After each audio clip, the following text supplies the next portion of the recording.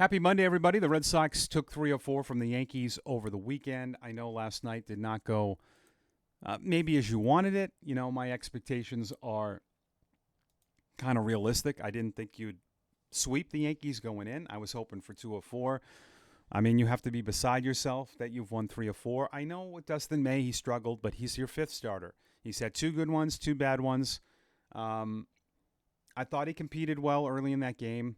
Bernardino came in, and then Buehler, who went 2 1/3 to give up a home run to Jazz Chisholm. And it was the home runs for the Yankees. Chisholm and Grissom had 6 of those RBIs. And Carlos Rodon was good, somewhat good. You know, he walked 5, but gave up 1 hit.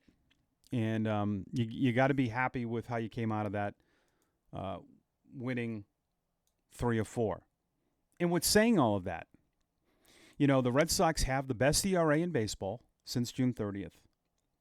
But you're still only a half game ahead of the Yankees, a game over Seattle for that top wild card spot, which is important to me because that top wild card spot gets to host the 4 and the 6. You get to host the 3 games. So there's a lot of games left. So stay humble. You got one more series with the Yankees at home in the middle of September, right?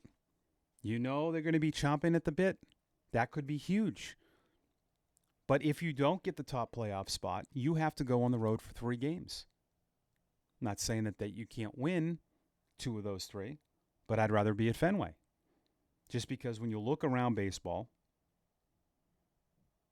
I'm looking right now, Detroit, Houston are the only teams over 500 on the road. Philly, Milwaukee, the Cubs. 5 teams in baseball over 500 on the road. So you want that top playoff spot. 31 games left. You have a half-game lead over New York. You have a game lead over Seattle. If you finish in the last playoff spot, you play the 3rd team, which would be Houston. I would rather much be home. Or, of course, win the division, yes, which you're 5 back of. But that top playoff spot, right now the Cubs own it in the National League with LA and San Diego tied for the division. It kind of feels like there's only one team alive in each. Cincinnati a game and a half out. Kansas City 3 out. Texas is 4.5. And Cleveland's 5. Cleveland's lost 5 in a row. Certainly can change in a couple of days. But as we get into the 20s of games, which will happen this week, things become more apparent. I love how the Red Sox played this weekend. You know, the pitching for me, I thought was great. I disagree with Yankee fans getting on Aaron Boone. This is not to rock the boat against any fan base. But to have Garrett Cole and Luis Gil out most of the year, I don't see many teams in the American League being as good if they had gone through that.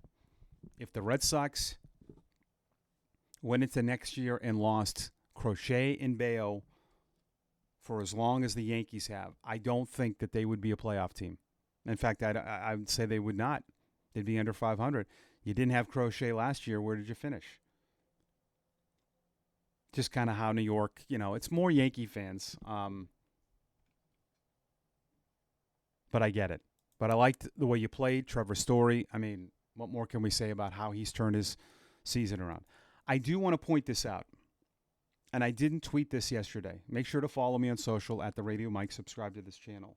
I knew Kyle Harrison wouldn't be pitching tonight in Baltimore because he was still with us. We saw him playing catch before the game. And I'm thinking, well, if he's here, he's not going to start in Baltimore.